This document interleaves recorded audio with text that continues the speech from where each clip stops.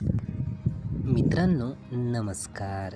मित्रांनो, या यूट्यूब चॅनलमध्ये आपले सर्वांचे मनपूर्वक स्वागत.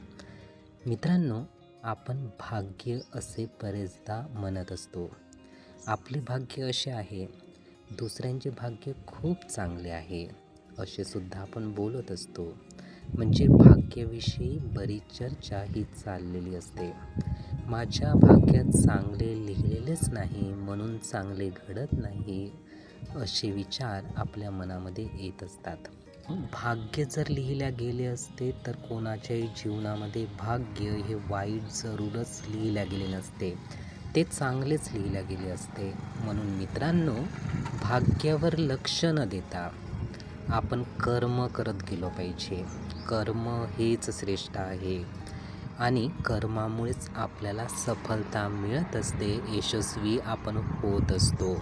म्हणून कर्मावर आपण जास्त भर दिला पाहिजे.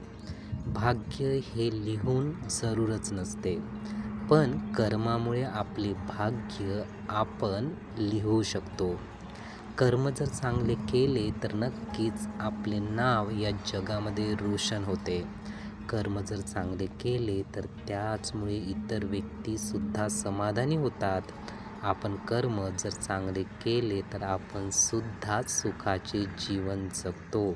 म्हणून भाग्यापेक्षा कर्म हे अधिक महत्त्वाचे आहे, तेच श्रेष्ठ आहे आणि तेच आपल्याला यशस्वी बनवत असते. म्हणून आपले कर्म हे अतिशय चांगल्या पद्धतीने करणे महत्त्वाचे आहे.